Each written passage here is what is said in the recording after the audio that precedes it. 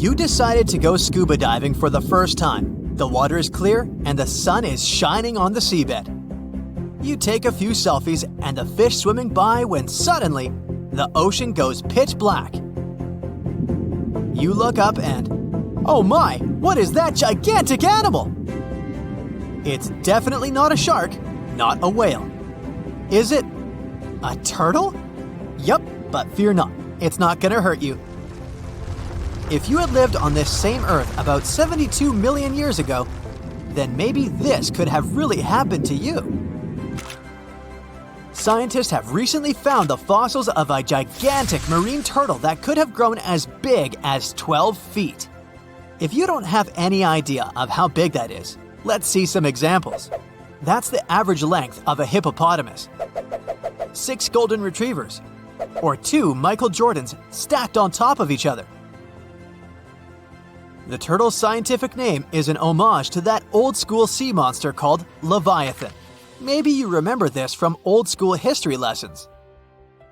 The Leviathan is supposedly a mythical creature that would swallow entire ships or people that were deemed too greedy by the creature. Can you imagine being swallowed by this humongous sea turtle? No, thank you. The fossils of this gigantic creature began to be excavated between 2016 and 2021, all the way in northeastern Spain.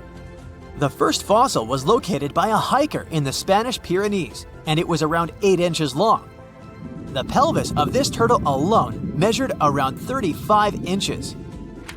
It would definitely be one of the biggest turtles today if it hadn't gone extinct. FYI, the largest living sea turtles today can reach up to 6 feet in length, which is already pretty big. Now, how about a gigantic prehistoric scorpion? I bet most people here are not huge fans of these creatures, especially since they're poisonous, which is why the thought of a 9-foot-long aquatic scorpion might be the stuff of nightmares. Let's just say that if they hadn't gone extinct some 400 million years ago, lakes and rivers would be much more dangerous places for humans today. These gigantic insects were considered to be apex predators in their time, hunting everything from fish to other animals, even of their own kind. Yikes! I got goosebumps just imagining these creatures. Should we thank the asteroid that hit our planet now or later on in this video?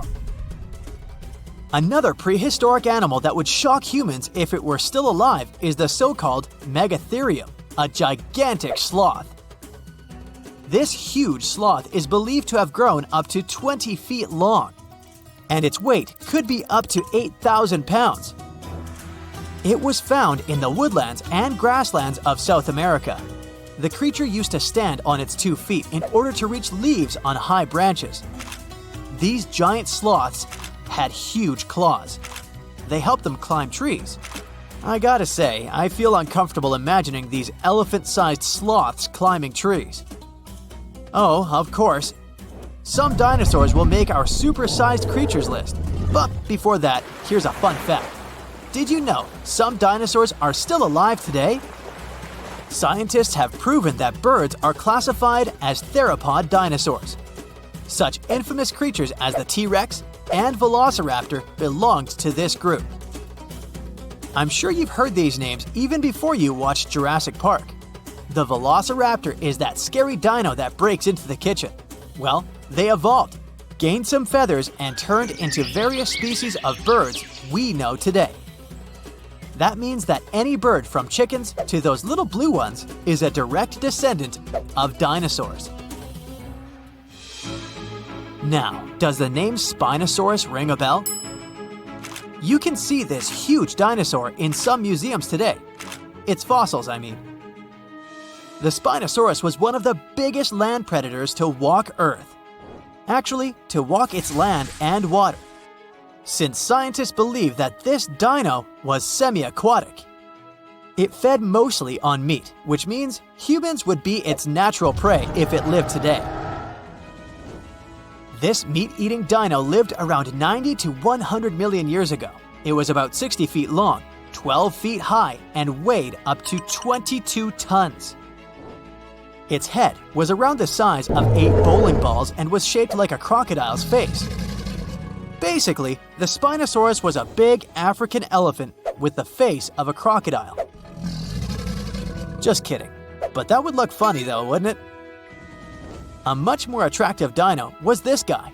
It's considered to be the largest dinosaur that has ever lived on our planet. What made it so big was its extremely long neck and very long tail.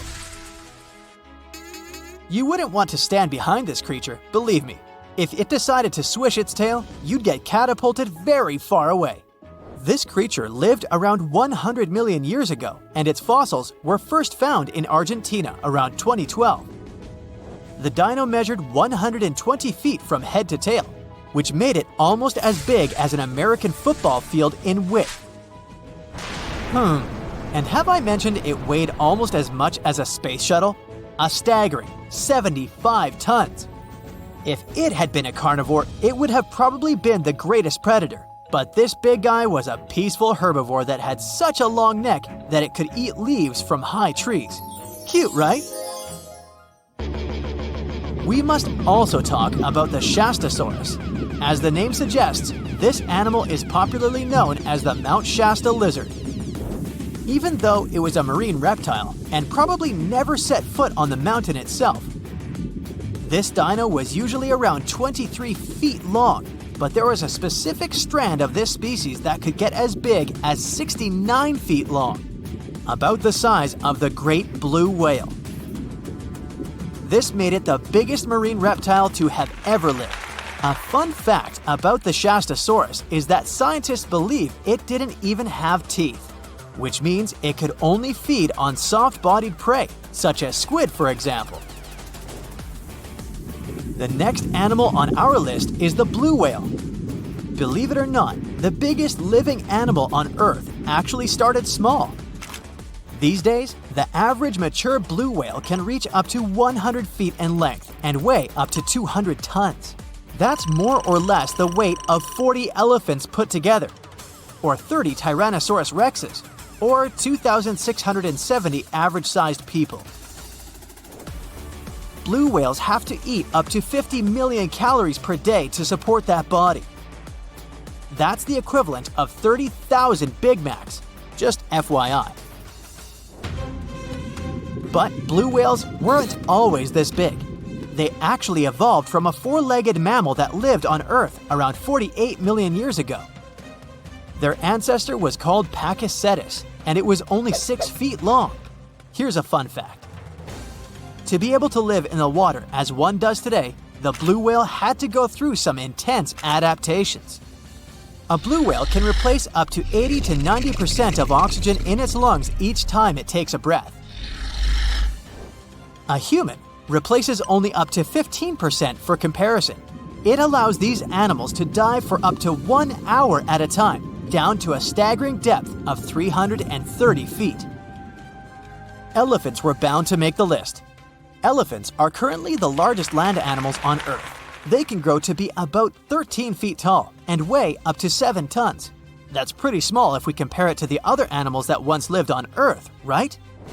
But if we placed a 6-foot-tall human next to an elephant, we'll see it's not at all that small. African elephants are bigger than their close relatives, Asian elephants, and they have a similar lifespan to humans, up to 70 years. Pokemon might have made us collectively wish that salamanders were real-life dragons, although they're not. They can still be pretty cool, though. There's a giant species of salamander that is known to be the largest living amphibian. They can grow to be as long as a regular-sized human, reaching up to 6 feet. I bet that wouldn't be a pleasant underwater encounter. Psst, run! Really? It's not safe out there. There's a saber-toothed tiger lurking around. You better be careful. What are you doing? Don't peek. Okay, just one little peek. How's this possible, you ask? That's because you're in virtual reality, of course. These cool but very dangerous-looking big cats were alive during the last ice age. What if they decided to show up at your doorstep out of nowhere? Knock knock, a saber-toothed tiger is waiting for you to buy its cookies. Meanwhile, the coelacanth, this massive-looking fish, comes from a lineage that's been around for over 300 million years. We thought they didn't exist anymore until 1938, that is, when a live coelacanth was found again. Since then, they've been roaming the waters of the east coast of Africa and the waters of Sulawesi, Indonesia. Man, I wouldn't want to go for a swim and meet one of these fellas face to face. Their jaw has an intercranial joint, which means their mouth opens up by a lot. This is so they can eat large prey, like me. Not good. They're huge too. Imagine a fish that's as long as you're tall and weighing as much as an average human.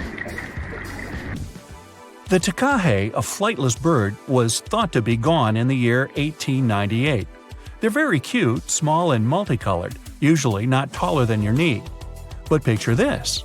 You're out for a hike in the Murchison Mountains. Looking around, you spot the bird you thought was extinct. But there they are, as happy as ever, surviving and chilling. Whole colonies of takahes was indeed found just 50 years after they were pronounced extinct. Good job, tiny little birds. A singing dog. Ever heard of those? Riley does sing sometimes when he's bored or hungry, but these are real performers. New Guinea singing dogs. They've been only recently discovered again in the wild for the first time in 50 years. Still, they were never completely extinct to begin with. New Guineans made sure they were safe next to them. But in the wild? Very rare and hard to catch a sight of. Look, there goes one. The New Guinea singing dogs are called so because of their famous high-pitched singing. They sometimes sing together too. A dog choir of sorts, where they all howl together. I bet they sing better than I do in the shower. Not going far from this area, we have bats, but these ones are sort of different. You see, their ears are enormous. I guess that's why they're called the New Guinea big-eared bats. Clever. The species was found again when one of them was accidentally caught in a bat trap. Until then, I guess they were playing hide-and-seek with us, because up till 1890, they had been thought to be gone. They're still not out of the danger zone because of habitat loss. Imagine you discover a fossil of a species you thought had been extinct for a long time, yet 2 years later, a whole living group of said species is found. Well, this is exactly what happened in 1977 with the Majorcan midwife toad. It's sort of brownish in color with darker brown that makes up its skin spots. Other than that, it's just a small toad with googly eyes. The group of live toads was found close to where the fossil was, on the island of Majorca. There aren't many of them left, about 500 in fact, and as of right now, they're declared vulnerable by the International Union for Conservation of Nature. Now, are you a fan of tortoises? You will be when you take a look at this huge beauty. It's called the Ferdinanda Island Galapagos tortoise. It hasn't been seen since 1906, but on February 17, 2019, we were finally able to look at one of these beautiful creatures. It's probably out there with a few of its mates right now, but they also don't allow themselves to be seen. We only know they exist because there's a few tracks and scents. With yet another frog, we have the horned marsupial frog. They're out and about in Ecuador, in the Chocó forest to be more specific. They're called this way because of their distinctive horns directly on top of their eyes. You know the pouch kangaroos use to carry their offspring? Well, the female horned marsupial frog also has that, except it's on the back, so it acts as sort of a backpack. They develop their embryos there, and when they're ready to come out, they hatch as complete infants, unlike regular frogs where they start out as tadpoles. One more toad, the starry night toad or harlequin toad. They're black and covered with loads of white spots all over them. Lost for 30 years, it was discovered back in 2019. Picture them as big bodyguards, water bodyguards to be exact. Oh, that's a very big toad on your screen. Well, for the Arhuaco people, that's exactly what they are, guardians of water. They also have their own name for them, Guna. Sounds like a cheese. When scientists found them yet again, they came across 30 of these little creatures, but initially, they were expecting only one. Well, what a nice surprise. Here's a tiger for you, although it doesn't quite look like your typical tiger. It's called the Tasmanian tiger, and it seemingly disappeared since 1936. But then, out of nowhere, people started seeing them out there in the wild just 5 years ago in 2016. They sort of resemble dogs more than tigers, or a fox maybe. Just take a look at its muzzle. Maybe even a mix of both. Then, a few others started popping up too. And if you happen to think you're seeing one right in front of you, but you're not quite sure, check if they've got stripes on their back. They're definitely out there, but still technically marked as extinct by the IUCN. Okay, picture a horse that looks straight out of a movie scene. Tiny, gorgeous fur, very well behaved. It's tiny, but it's not a pony. It's a Caspian horse. They have an interesting backstory to them. They were discovered by Louise Leyland, who got married to an aristocrat in 1957. Having moved to Tehran, Iran, she didn't quite like how the horses behaved there, so she took matters into her own hands. She took a few people with her, and off they went to the Caspian Sea mountain. And in there, they found 3 of these beautiful tiny little horses. Well, that's how the story goes. Coming up next, a possum that was found in an unexpected place. Guess where? You have 3 options to pick from: hiding in a ski resort, in the Australian outback, or in someone's apartment in the bathroom. Which one do you choose? You have 3 seconds. The right answer is a ski resort. Yes, this possum is called the mountain pygmy possum, and it's originating from Australia. So far, there are 3 different living populations of this tiny possum, but it was believed to be extinct until just 1966. There are fewer than 100 of them, so the IUCN has marked them as critically endangered. Also from Australia is the night parrot, an absolute delight to birdwatchers. Very beautiful, yet mysterious. These little fellas live in very remote areas. You can probably count on the fingers of your hand how many times these birds have been seen since they were found again in 1979. That's how rare they are. Have you ever seen a pygmy tarsier? Neither have I. It was only in 2008 that 3 of them were caught. Scientists don't really want to lose track of their movements again, so what they did was gift them with tiny little collars. This way they can live their life as happy as ever and will know they're safe. The last one I want to tell you about is the tree lobster, but as the name might mistakenly tell you, they're not really lobsters. They're just big black bugs with huge legs. Their extinction story is a sad one. In 1920, a cargo ship got stuck on Lord Howe Island, and it had rats aboard. These rats fled the ship and ran straight to land. Even though tree lobsters are bigger than most insects, they're still relatively small compared to rats. The poor things never stood a chance. Still, in 2004, life shone again for these distinct critters. A pair of Australian scientists were out and about on the island and came across 24 of them. All of them were living beneath one single shrub. Hey, if there's enough space for everyone, it's not small, it's cozy. Bottom line, it's better to be distinct than extinct. Don't you agree?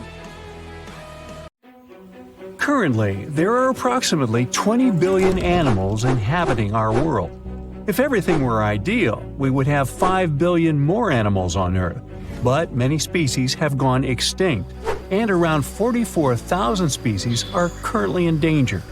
The largest, most recent mass extinction event in history occurred during the dinosaur era, leading to the eradication of 75% of species on Earth. The Tulachi wallaby is a long-lost relative of today's kangaroo, but they had a hidden superpower, night vision. That's why they were mostly active at night.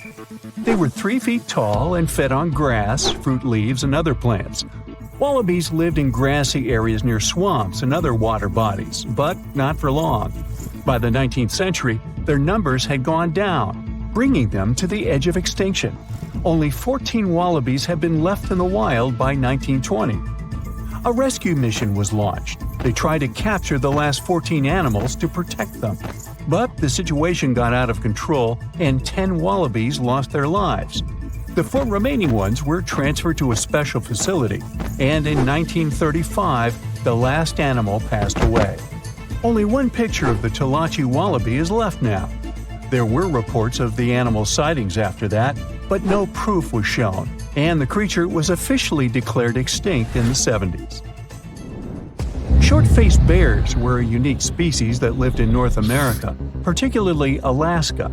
It was a massive bear, weighing around 1,500 pounds.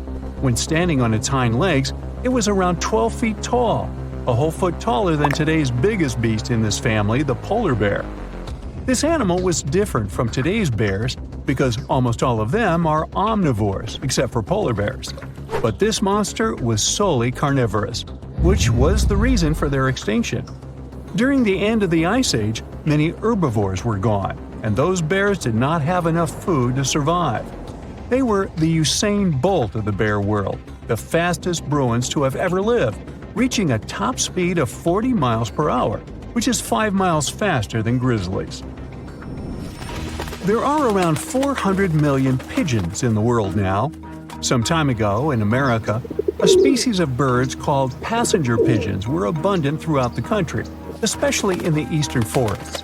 There were more than 1 billion of them, but they went from 1 billion to 0 in a few years.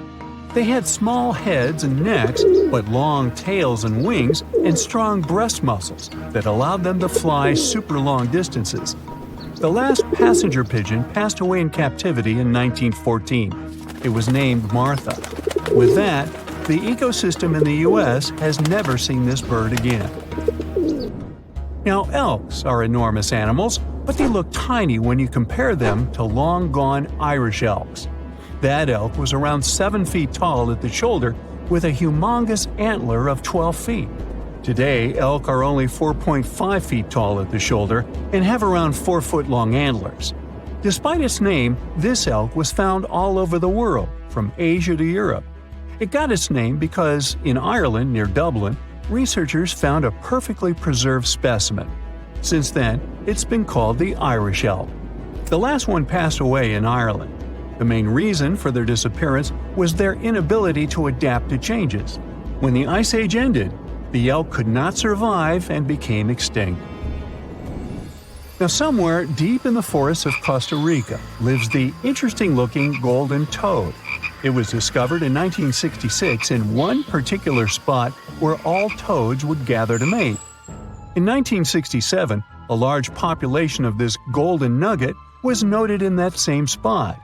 But the following year, only 10 to 11 toads were seen, and the year after that, in 1968, only one lonely male toad showed up at the spot. For years, there were searches for golden toads. In 2004, the toads were officially declared extinct. Humans were not responsible this time. The drought in the area in the 80s had a significant impact on the toads. Still, the last straw was the arrival of a new fungal species that caused the animal's skin to thicken, eventually leading to the toad passing away. This chytrid fungus is responsible for the extinction of more than 90 frog and amphibian species, becoming one of the biggest threats to their lives. Now, Canada is a very cold country, no surprise there, and nobody would expect tropical birds like parrots to live there. However, there was a parrot species that lived in America and some parts of Canada. I'm talking about the Carolina parakeet. Those were truly beautiful birds with orange-yellowish heads and green bodies. Their favorite breast spots were big trees alongside rivers. This parrot's favorite food was cocklebur seeds, which are poisonous to us, but the bird had no problem eating them. Also, they used the dangerous cockleburs as a defense mechanism. After they ingested loads of them, their meat became poisonous, and predators do not enjoy eating toxic birds. Carolina parakeets were abundant, there were millions of them. But since the Ice Age, their numbers had been gradually going down because of natural reasons, mainly temperature. By 1935, no such parakeets were left in the wild. Today's African lion had a much more prominent and notorious cousin, the Barbary lion. Those cats were mentioned in many famous old books. They were described as mean, terrifying beasts. It's believed that they were the largest lion species ever. Those big cats weighed around 600 pounds and were 9 feet from the head to tail. Unfortunately, this lion was declared extinct in the 90s due to many factors. Today, we only have one photo of this animal taken from a plane. Paradise parrots were native to Australia. They were genuinely amazing birds with captivating colors. What was unique about them was their nesting habits. They only nested in termite mounds. This parrot was always on the edge of extinction, and the reason for that is still unknown. Mice, rats, and other animals also hunted them, and it added fuel to the fire. The last bird was spotted in the year 1972. Since then, paradise parrots have only been seen in museums. The Gulf of Mexico was once home to Caribbean monk seals. This species of seals enjoyed spending time in the warm subtropical climate of the Caribbean. Most of the time, they were found near reefs and islands, foraging for food. Like most of us, they also loved sandy beaches and were usually seen in groups of 100 seals, resting before the next adventure. In the year 1886, monk seals were declared extinct. You can still see this animal in 2 museums. Both are located in the UK. As we all know, zebras have black and white stripes. But once, a zebra species had only half the body covered with brown and white stripes. The rest was just brown, and the belly was white. It was called the quagga. They lived in the southern part of Africa in grass fields and wet pastures, like today's zebras, and ate grass and other plants. The last quagga perished in 1888, but not all hope is lost. Today, extensive research is being done to bring this animal back into the wild. Australia is home to many outlandish animals, but the craziest ones are probably gastric brooding frogs. This species is not like your ordinary frog that lays eggs. They hatch their young inside their stomach and give birth by vomiting around 25 fully formed young frogs. Sometimes their stomach becomes so bloated that they have to breathe through their skin. 2 species of this frog were discovered in the northern and southern parts of Australia in the 1970s by Mike Taylor. A decade after their discovery, both species are gone. The main reason for their extinction is the chytrid fungus. Luckily for them, they're also part of a de-extinction program that's putting serious efforts into bringing them back into the wild.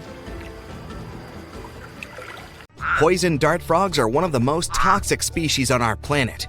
They come in a range of bright colors: blue, green, yellow, orange, and red. And that's not just to show off. It's a kind of message to all the predators that might want to come after them. I'm toxic, so you better stay away and don't try to eat me. The golden poison dart frog, for example, has so much poison it could finish 20,000 mice. Vibrant colors in nature are generally a sign it's better to stay away from that animal, because it's a warning you're looking at something you definitely don't want to eat. Check a blue ring octopus, another extremely venomous creature. Unlike poison dart frogs or, for example, velvet ants, whose bright colors you see right away, this octopus shows its blue rings only when it feels threatened. With over 300 pounds and 10 feet in length, Komodo dragons are the heaviest lizards on our planet. They will go after almost anything that comes their way, including pigs, deer, smaller dragons, and even more challenging creatures, like big water buffalo. They camouflage and patiently wait for their prey to come closer, lying in the grass. Saltwater crocodiles. Their attacks are more frequent than those of sharks. They have a 3.5 times stronger bite than a lion and 25 times stronger bite than people do. One more superpower: these guys can literally launch their bodies out of water, and they do that with their tails. Hippos seem quite relaxed as they chill in the water, but they're actually pretty aggressive. They attack humans even more than leopards and lions. This guy is small, but it can be as threatening as a huge hippo. Meet the tsetse fly. It lives in sub-Saharan Africa, and travelers that love spending their time outdoors or in game parks should be careful about these insects. It's important to get the right treatment as soon as possible if it bites you. Pus caterpillars look all innocent and fluffy, but you'd better avoid touching them. They're venomous, and these wig-like hairs you see are actually spines that can cause multiple issues if you touch them. Ouch! Vespa mandarinia mostly build their nests underground, so it's trickier to find them. Their sting is like someone pierced you with a hot metal pin. The stinger is long enough to even go through the standard protective beekeeper's gear. The reef stonefish is the world's most venomous fish. There are 13 stout spines in its dorsal fin, and that's how this animal injects its highly toxic venom. Lions. They live mostly in Africa and can eat a quarter of their body weight, about 88 pounds, in a single meal. They mostly hunt at night and during storms because the wind and noise make it harder for their prey to hear and see them. Why hunt if they can just go and participate in some burger eating contest? Tigers mostly inhabit Asia. They're able to survive in different conditions since you can find them in various areas, from mountains to rainforests. As long as they have enough water, food, and cover, they can adapt to anything. Food can sometimes be a problem since they eat up to 60 big animals per year, with smaller ones as snacks in between. Fun fact, their skin is covered in stripes too, not just their fur. A bit of good news here. Wolves aren't really into eating humans. Still, sometimes they do go after people. They mostly attack when they don't have enough food or when they lose their habitat. Sharks have a bad reputation, but they mostly spend their time away from humans, catching smaller fish and other marine animals. Still, they'll defend themselves if you come to their area and they feel threatened. And in that case, their serrated teeth certainly don't look too peaceful. Ostrich may not belong to that list at first sight, but when it's cornered, this animal is perfectly capable of taking down big predators such as wolves and lions. Yeah, sometimes they can be brave, and in reality, they never stick their head in the sand when frightened. We can't forget to mention brown or grizzly bears, which are considered to be way more aggressive than other bears. It's 3.5 times more likely something bad will happen if you encounter them than polar bears. They're also 21 times more dangerous than black bears. And yet, brown bears are the most widespread kind of bears across the globe. When it comes to snakes, saw-scaled viper is definitely one of those you need to be careful with the most, because the consequences of its bite are statistically quite sad to say the least. It has enough venom that even its weakest bite could finish 2 people. Not just saw-scaled viper, there are multiple snakes you need to stay away from. Meet Philippine cobra. It lurks in forested areas, dense jungles, low-lying plains, and open fields. It especially likes areas near water and can spit its venom up to 9.8 feet away. Black mamba too, very venomous, kinda nervous, and when it sees you as a threat, extremely aggressive. It's among the world's fastest snakes since it can move at speeds of up to 12.5 miles per hour. Australian box jellyfish is the most venomous marine animal in the world. It has tentacles covered in small darts with venom, and they can grow up to 10 feet long. Seeing even a small random spider in your home can be unpleasant. And picture if it was a Goliath bird eater instead, the largest spider in the world. And also one of the creepiest. You'll mostly find them spending their time in burrows with the entrances covered with the web. Luckily, their venom is not that bad to humans. It's like a wasp stinging you. Bad news for insects, you guys should be careful. This spider is a real danger for you. Platypus looks cute and harmless, but despite their funny appearance, they're one of the most dangerous animals in Australia. They have spurs located on their hind legs, and each of them is connected to a crural gland by a duct. And this gland creates a complex mixture of hundreds of toxins. Ugh! They have 2 layers of fur for waterproofing and insulation. With their fur, platypuses trap a layer of air right next to their skin so they can remain dry when they're underwater looking for food, which is about 12 hours a day. One of the stings you'll definitely feel the most is from the bullet ant. They're small, and their stinger is only up to 0.11 inches long, but it can still leave you with several hours of burning sensation. Pufferfish are poor swimmers, so they're most likely to end up as lunch for larger fish. But when they sense danger, they ingest big amounts of water together with air, so their body inflates like a balloon. They can puff up to even 2 to 3 times their regular size. A single pufferfish has enough toxin to finish 30 humans. The African buffalo is the only species of wild cow you'll find in Africa. You can recognize it for its heavy, rigid horns, and this, in combination with its massive size and aggressive nature, makes them very dangerous for whoever stands in its way.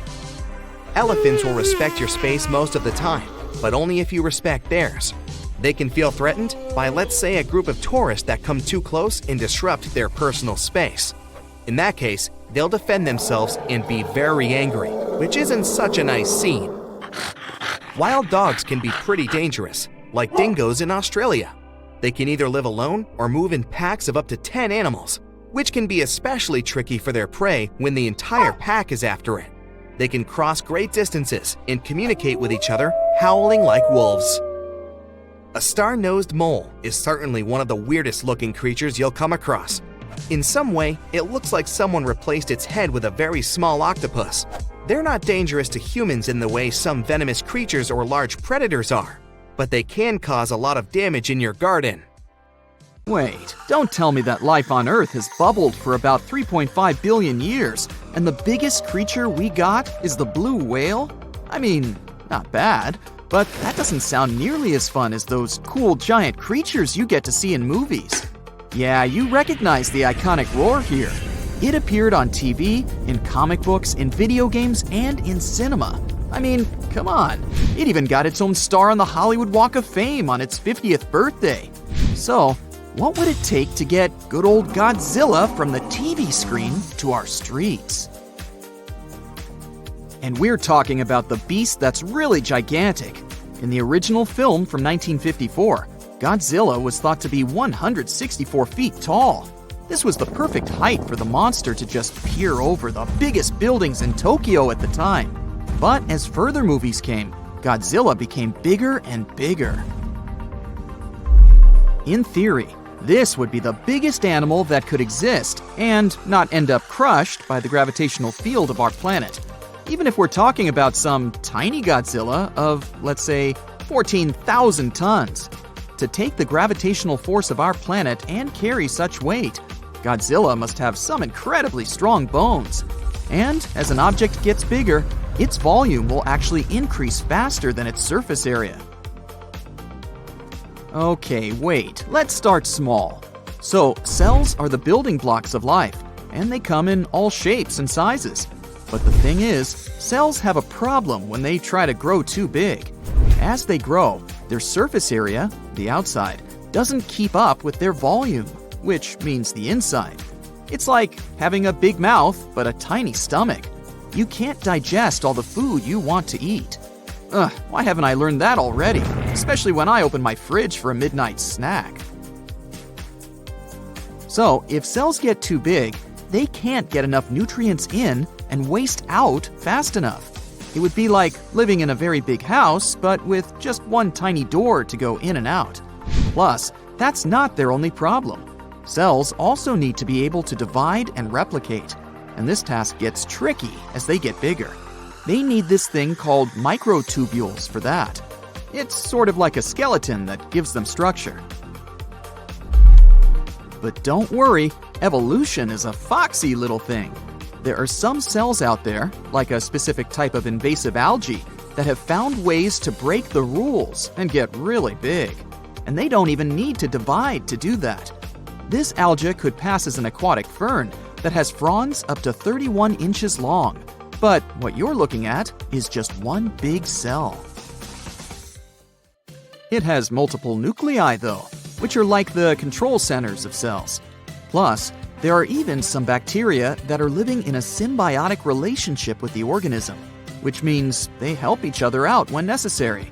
It's like having a bunch of different rooms inside one big house, with some roommates living there that help around from time to time.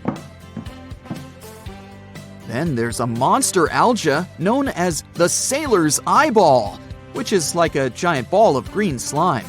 It can grow up to 2 inches in diameter, but is also considered to be just a single cell. My personal favorite would be this one.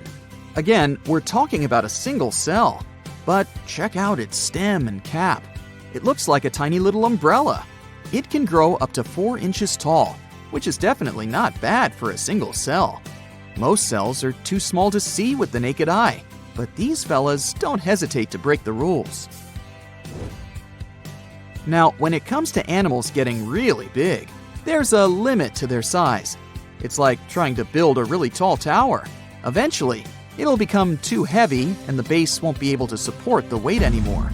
Similarly, when an animal gets really big, its bones and muscles have to evolve to support all that weight, and it becomes more and more difficult to do so. In one of the movies, Godzilla was 390 feet tall. At that size, it would be really difficult for its heart to pump blood to its brain.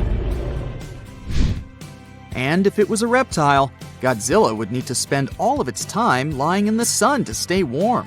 So we'd have to hide in the shadows, hoping some bigger animals that live in warm areas could keep it full. If Godzilla was a mammal, though, it would generate too much body heat and end up cooking itself. The biggest land animals we know of were sauropods, a type of dinosaur with a really long neck and tail. They could grow up to 131 feet long and weigh up to 70 tons, which could be as heavy as 10 elephants. Evolution was pretty efficient when it had to come up with its body plan. Sauropods ate plants. They had a smart way of eating that allowed them to stay in one spot and still find enough food. They could move their long necks around to reach plants, so they didn't have to walk around too much or waste too much energy. Yeah, my kind of folks. That's impressive, but let's get realistic. Not many giant animals are happy to eat salad for dinner. If you had a giant beast such as Godzilla, you can expect it to go after its prey. And that becomes too hard for its body to support all that weight and perform all the necessary activities. The largest meat-eating dinosaurs were still pretty big, but not as big as the sauropods. The biggest one we know of is a fella called Spinosaurus, which was about 50 feet long. It managed to survive by eating fish and some other creatures that lived in the water. It would be so cool to have Godzilla in real life, if you have some safe basement where it won't find you, of course. But it's not likely some animal could really get bigger than our beloved sauropod. At least, not without running into some serious physical limitations. And have you ever wondered how big a plant could get? It turns out some trees have already reached amazing heights, such as the General Sherman, the largest living tree on the planet. It's more than 275 feet tall and has nearly 53,000 cubic feet of wood. It's gigantic, but still a little bit smaller than the Lindsay Creek French tree, the biggest tree ever recorded. It was a coast redwood 390 feet tall and had a volume of more than 90,000 cubic feet, which is as big as some skyscrapers. But it ain't easy for plants to get big either. When they're tall, it's tricky for them to get water from the roots to the leaves. Redwoods have a couple of tricks up their sleeves, though. For example, they absorb moisture from fog through their leaves. Plus, they have a wide base that gives them more support. If we want to build taller buildings, we also need to think about the challenges plants face, like how to build a good base that will support the structure and transport water and nutrients. If we're not just looking for height, we can take a peek at other massive organisms on our home planet, such as Pando. This is a male aspen forest in Utah that covers 107 acres and is basically one giant organism. It weighs almost 6,000 tons and is one of the biggest organisms on Earth. Perfect salad bowl for Godzilla. I mean, plants aren't the only organisms that can grow to massive sizes. There are fungi, like the honey mushroom, that can grow into a network of tiny threads called hyphae. They tend to spread out over big areas, and it's like a pretty big underground web, connecting everything together. One specimen in Michigan covers 90 acres and weighs about 400 tons. Now that's a lot of mushrooms. The deeper you go, the creepier they get. You're about to travel to the darkest ocean depths and check whether this claim is true. Are the creatures living there as scary as people think? You go 120 feet down underwater. Pay close attention to the bottom under your flippers. Oh my, what's that terrifying face half hidden in the sand? That's the northern stargazer. You can meet this fish in the eastern United States. It buries itself in the sand until unsuspecting prey gets near. Then, the nightmarish creature electrically shocks the poor animal and dines on it. You are moving deeper to 240 feet under the surface. That's where you spot a colorful, puffy creature, no more than 1 foot long. It's the sarcastic fringehead. At first, the fish seems to be harmless. Only unless it's provoked. When this animal is agitated, it opens its huge mouth to fend off predators. This defense tactic is a sight to behold, both surprising and frightening. Luckily, the fish is no threat to people whatsoever. The creature you see next can comfortably live in shallow waters, but you meet it at a depth of 900 feet. You don't even need to wonder why the animal's called the Game of Thrones brittle star. Unlike starfish that slowly crawl across the seabed, this creature moves fast. It wriggles its long, flexible arms to get from point A to point B. Its body is protected by a hard calcium carbonate shell. Also called snake stars, these creatures are tiny and easily fit in nooks, cracks, and small crevices in rocks. At a much greater depth of 2,000 feet, you come across the giant squid. For a long time, it was thought to be a creature from legends rather than a real animal. The giant squid was first caught on camera in 2001, and it's exactly as big as its name implies. The creature's eyeballs are the size of soccer balls, and the squid itself can weigh up to 600 pounds. Almost 3,000 feet below the surface, you get spooked by another creepy-looking animal. It's somewhat red and rather small, no longer than 1 foot long. As you approach the creature, it looks rather docile, or maybe just indifferent. The vampire squid, that's the animal's name, looks like an umbrella with tentacles. It doesn't even produce ink, so you leave it alone. Soon after that, at a depth of 3,200 feet, you meet the cookie cutter shark. This creature is a parasite. It attaches itself to big fishes, dolphins, whales, and sometimes even people. Then, using its neatly arranged serrated teeth, it gouges out cookie-sized pieces of meat. This nasty glowing animal doesn't grow larger than 20 inches and lives in the ocean twilight zone. At a depth of 3,300 feet, the light becomes a rare and valuable thing. The animals living that far away from the surface have to evolve unusual features to survive. That's how the barrel-eye fish ended up with a transparent head and 2 super-sensitive barrel-shaped eyes. Right now, pretty much like always, they're pointed upward, allowing the fish to see potential prey and you. Almost 4,000 feet below the surface, you see something droopy and saggy. The blobfish doesn't have a skeleton or any muscle. Its jelly-like flesh lets the creature survive incredible water pressure. Despite its appearance, the blobfish is an ambush predator. It usually lies very still on the bottom, waiting for unsuspecting prey to swim by. You go a bit deeper and spot a creature that looks particularly ghastly. The goblin shark senses prey with its snout. The creature's terrifying jaws are attached to elastic ligaments. When some animal comes too close, the shark catapults its mouth forward to catch it. If your mouth could do the same, you would be able to eat things dangling 7 inches away from your face. Even deeper than that, at 5,000 feet, you notice another member of the shark family. The frilled shark looks like an overgrown eel, but its gills are lined with red fringe at the edges, hence the name. The creature's horrifying mouth has 25 rows of razor-sharp backward-facing teeth, 300 in total. The shark prefers to hover in the water, waiting for its prey to come closer. Then, it charges at it like a snake. Suddenly, you see something glow brightly like an electric bulb. But after coming closer, you recoil in horror. The creature looks like an upgraded eel equipped with oversized teeth. That's the deep-sea dragonfish that can live at a depth of 6,000 feet. Chemical processes going on inside the fish's body produce an eerie red glow. This glow is used to communicate with other fish. At the same depth, you meet another deep-sea inhabitant. Its most prominent feature is its huge mouth. Thanks to it, the gulper eel can swallow its prey whole. Its stomach can expand to a terrifying size when it needs to fit something large. At a depth of 6,600 feet, you come across an angry-looking creature with a fishing rod over its head. It's the deep-sea anglerfish. The animal has an unusual dorsal spine, even though it's worn only by females. It protrudes above their mouth and has a lure on its tip, some luminous flesh that baits prey. The anglerfish has such a big mouth and its body is so pliable that it can swallow animals twice its own size.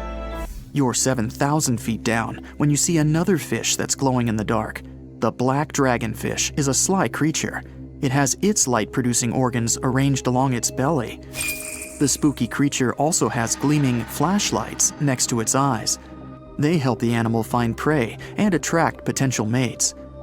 At the same depth, you also spot an enormous pillbug. But unlike the critter you can find in your garden, this one is at least 20 inches long. That's the giant isopod, and it is, indeed, related to the roly-poly, as well as crabs and shrimps. These creatures may look somewhat scary, but they're harmless.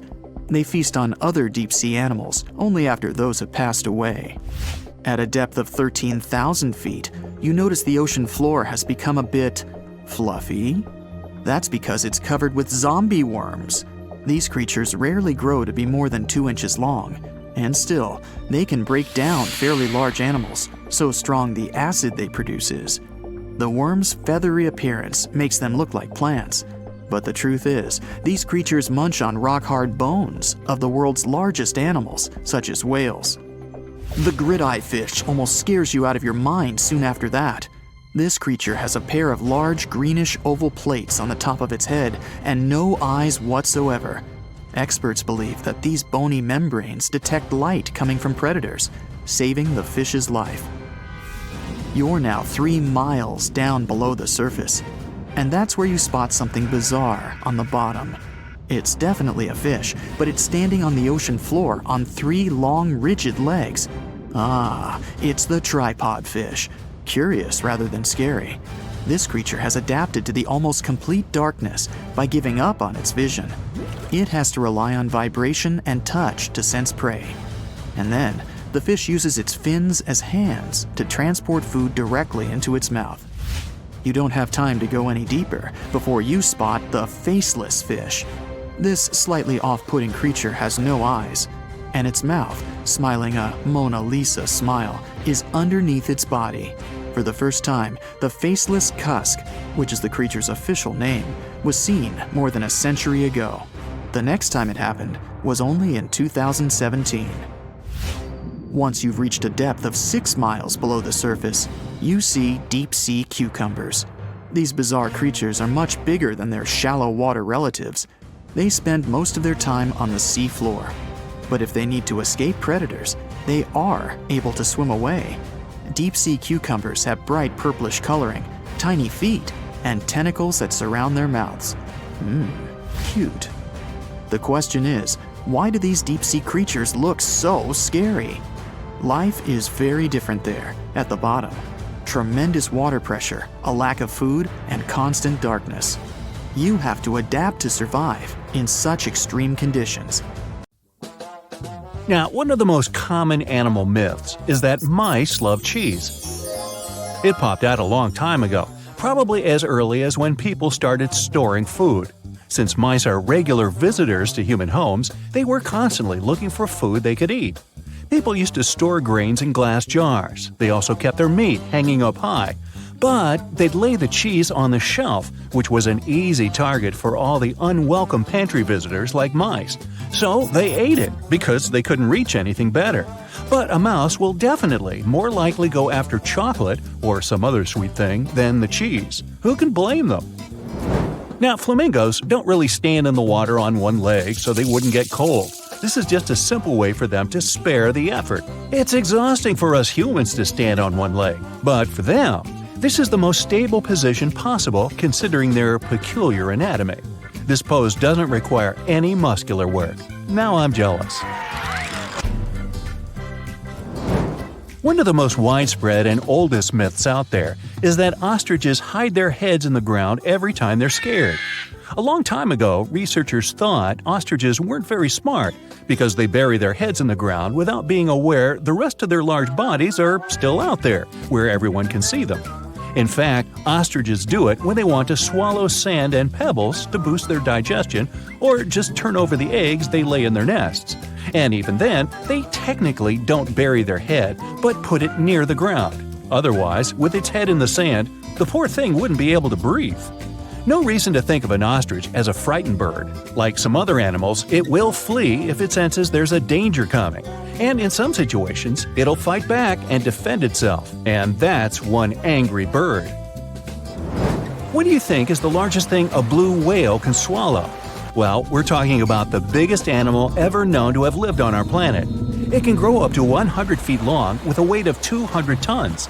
Its heart is as big as a car, and its tongue can weigh as much as an average elephant. It's easy to imagine a blue whale swallowing cars, people, and even small ships, perhaps. But it's all wrong. The largest thing it can actually swallow is a grapefruit. Its throat can take the size of a small salad plate. Whales feed on small fish, plankton, and marine crustaceans, so they don't need a bigger throat. But we wouldn't be able to survive the juices inside a blue whale's stomach anyway. It would finish us within 15 seconds, similar to how long we'd last in space without a spacesuit. So don't try this.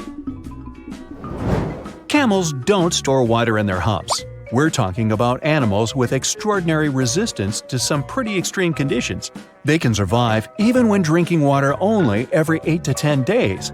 But not because they have a secret stash on their back. It's because, when they have a chance to drink, they will swallow 50 gallons of water at one sitting.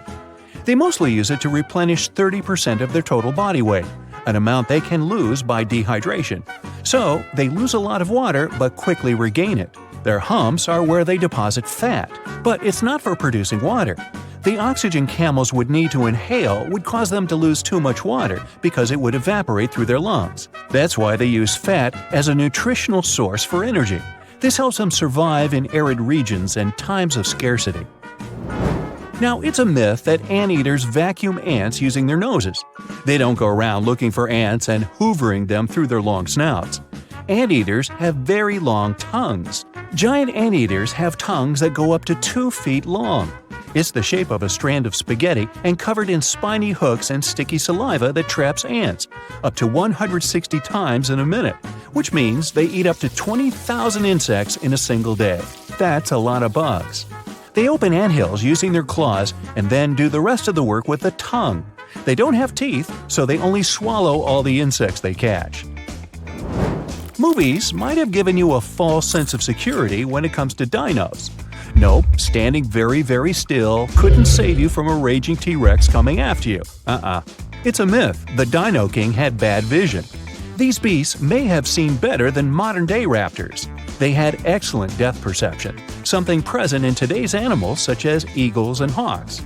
Even if, by some miracle, the Dino King can't see you or thinks you're just a small tree or some other object because you're standing so still, they had a pretty good sense of smell. So, the better option would be to run because the T-Rex is not as fast as scientists used to think, up to 33 miles per hour.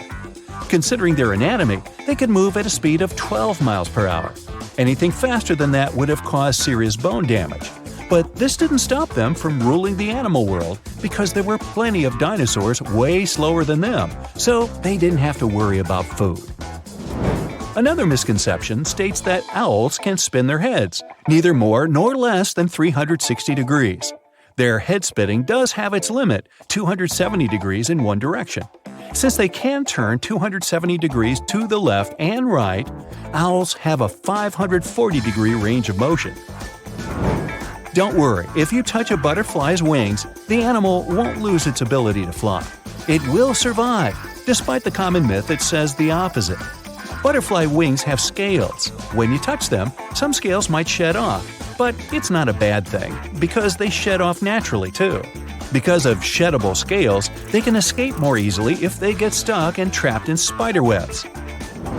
Now, the next myth has inspired many movies, books, and TV series scenarios, but no, wolves don't howl at the moon. They typically howl at night, true, but because that's the period of time when they're most active. They'll also look up while howling since this helps the sound travel.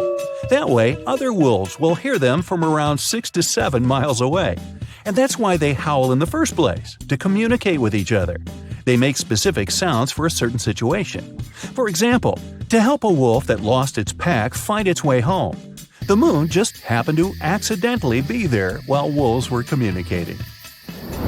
Okay, giraffes only need 30 minutes of sleep a day.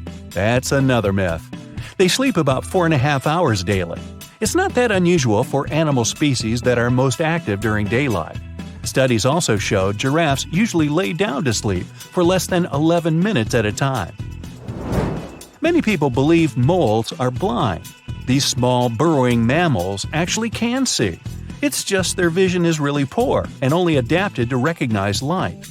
They're also colorblind. When they're searching for food and navigating the dark underground, these creatures mostly rely on their touch and sense of smell. Now, their sense of touch is sharp, which is why moles can feel nearby vibrations of activity. This helps them avoid danger or find their next meal more easily, like millipedes, worms, centipedes, and other invertebrates. Yum! They're really fast at digging and can dig a couple of inches per minute. In the winter, animals hibernate, not because it's too cold for them to be outside, but because there isn't enough food during that period. When an animal is in hibernation, its heart rate, body temperature, breathing, and other metabolic activities slow down significantly. That's how they conserve energy. Chipmunks, bats, turtles, snakes, they all hibernate during the winter, which saves them energy for other seasons when they get more active and are capable of getting more food.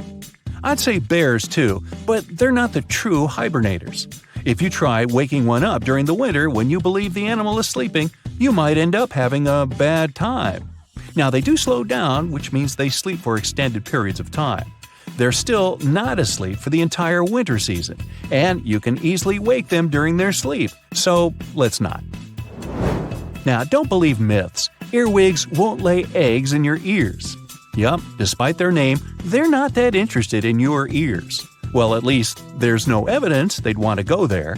They prefer to spend their time in dark, moist places, such as under tree bark or in soil. So, your ears are off the hook. Texas is home to some of the oddest, creepiest, and most unusual animals you've ever heard of. It might come as a surprise, but this state is full of creatures you'll hardly see in other places. So, let's have a look at the most amazing ones. This truly beautiful bright blue creature is called the blue sea dragon.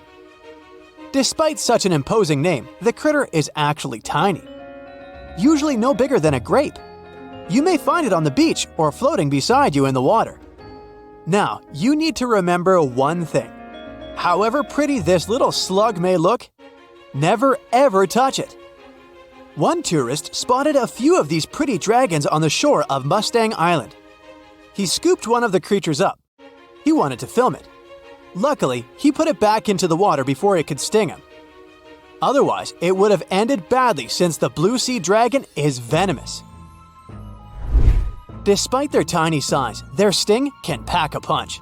All because of their diet. Their favorite dish is the Portuguese man-o-war, a jellyfish that has enough venom to paralyze small fish and crustaceans. The blue dragons first use mucus to neutralize the jellyfish's infamous stinging cells. And then they steal these cells from the man-o-war's tentacles and store and concentrate them within their own tissues. Then they release these stinging cells on contact, which makes their own sting more powerful, even worse than that of the man-o-war itself. These awesome creatures are also extremely sneaky. Even though their appearance is bright, to say the least, they're well-known masters of disguise. You see that vibrant blue coloring is actually on their bellies, and when they float on their backs, they simply blend with the water. As for their backs, they're gray to camouflage these animals on the seafloor. Now, how about a funny fact? A group of tiny dragons floating together is called a blue fleet. And another fact. Blue dragons normally lay a string of around 16 eggs, and it takes them 3 days or so to hatch into larvae. Blue sea dragons rarely make it to the shore. They're soft-bodied, so when the animals finally get through the surf zone and are deposited on the shore, they're already broken apart. And still, watch out! Even in this case, the venom in their bodies doesn't dissipate. But of course, blue sea dragons aren't the only unusual animals inhabiting Texas. Have a look at this nightmarish creature, poisonous, slimy, and kinda immortal. Meet the hammerhead worm. The worst thing? It might be lurking in your garden while you're watching this video. You can easily recognize this worm by its creepy spade-shaped head. It doesn't look like any other invertebrate you've ever seen. Or any other creature, that is.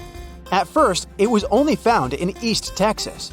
But later, researchers spotted these spine-chilling creatures in North, Central, and South Texas. Basically everywhere but the arid areas of West Texas. One of the most terrifying things about this worm might be its length. This creature can grow as long as 1 foot. Luckily, such giants aren't very common. Most hammerhead worms only reach 6 inches in length. You can come across 2 species of these worms in Texas, and both of them will have a dark stripe down the middle. The larger of these 2 species munches on earthworms, which is actually a big problem.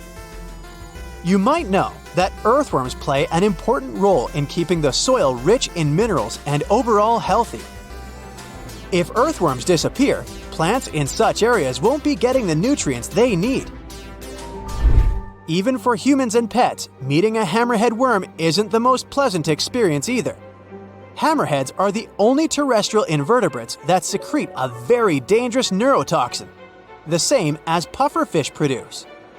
Thanks to the sheer size of the human body, touching a hammerhead worm won't hurt you too much, but it may still cause your hand to start tingling or even go numb. It's much more dangerous for pets.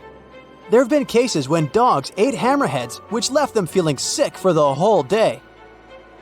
Interestingly, these worms are native to Southeast Asia.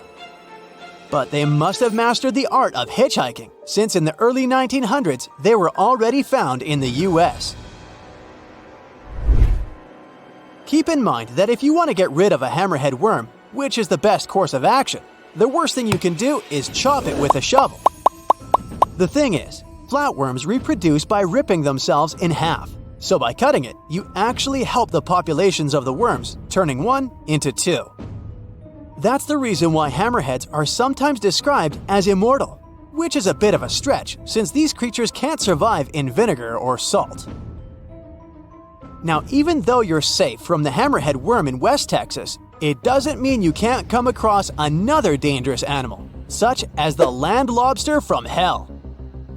These creatures are also known as vinegaroons, and they're not real crustaceans, they're arachnids. Huh? Who would have guessed? Anyway, these 8-legged critters have a really nasty bite, but it's not the worst thing about them. Land lobsters, brace yourself, spray vinegar-like 85% acid from their tails.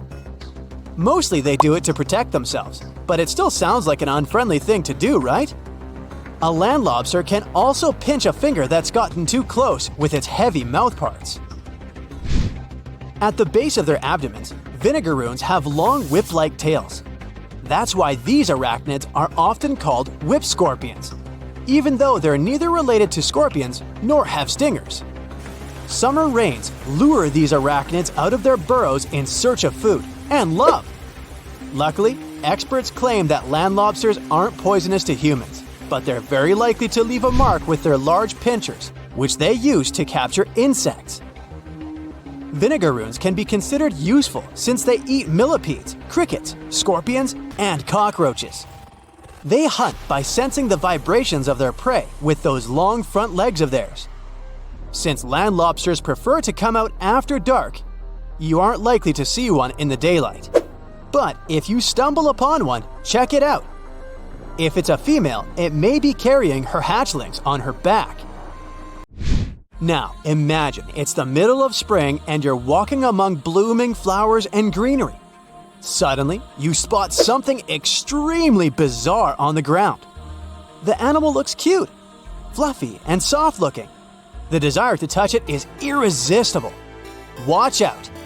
The sting of the hairy caterpillar can pack a serious punch.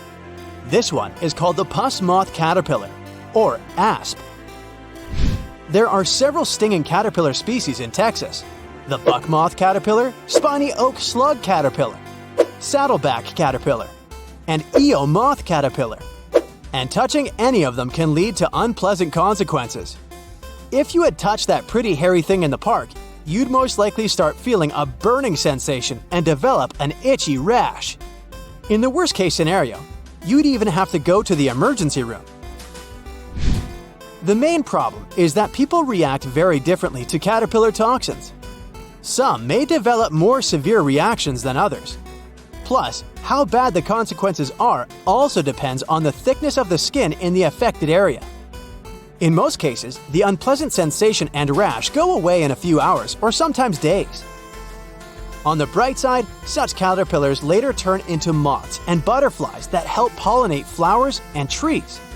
Getting rid of these critters means doing a massive disservice to the area where you live. Specialists are sure that coming across a stinging caterpillar won't lead to anything bad if you keep in mind the rule of thumb. If a caterpillar looks fuzzy, don't touch it. And the best solution to dealing with such creatures is educating people on what such caterpillars are, what they look like, and why it's dangerous to touch them with unprotected hands. Australia used to have its own giants. Those were huge animals that could have dwarfed anything living on this continent these days. Scientists found the remains of many of those ancient creatures in the Narracuta Caves in South Australia, 4 hours away from Adelaide. It's a lovely region, but it can be treacherous. Watch out for holes the ground is pocked with. Known as pitfall traps, many of them are no wider than a coffee table. They're deep and plunge into the darkest of caverns. One of such caverns is called Victoria Fossil Cave, and it's a treasury that's been hiding the bones of around 45,000 animals for centuries. Some of the oldest bones belong to creatures far more terrifying than any animal you can encounter today. Those were the ancient Australian megafauna, huge beasts that roamed the continent during the Pleistocene epoch. During those, there were giant snakes, huge flightless birds, wombat-like creatures the size of a rhinoceros, and many others. One of the largest examples of the Australian megafauna scientists have discovered so far is the Diprotodon. That giant herbivorous creature was 10 feet long and 6.5 feet tall, and weighed more than 6,000 pounds, about as much as a small Asian elephant. Even though this terrifying beast didn't eat meat, it could have smashed other animals with its sheer weight. Scientists have found the remains of hundreds of such creatures all over Australia, so it's safe to say that no other animal from that time or in that location was larger than this giant. Despite its creepy appearance, the Diprotodon was a relative to the modern-day wombat, and those are known to sometimes pounce humans. The Diprotodon had toes that pointed inward and were well suited for digging burrows.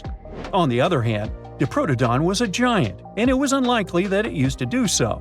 It was likely a trait it had inherited from its smaller burrowing ancestors, or it could have used its claws to search for roots. This theory is supported by the fact that the animal's pouch was facing backward. It prevented any dirt from collecting inside while the creature was digging. Since this animal was so big, it didn't have to worry much about predators. Up until 60,000 years ago, when the first humans appeared on the continent, full-grown Diprotodons only had to look out for creatures like the quincana. Measuring in at a whopping 20 feet long, the quincana was a land crocodile. It lived in Australia from around 20 million to 40,000 years ago.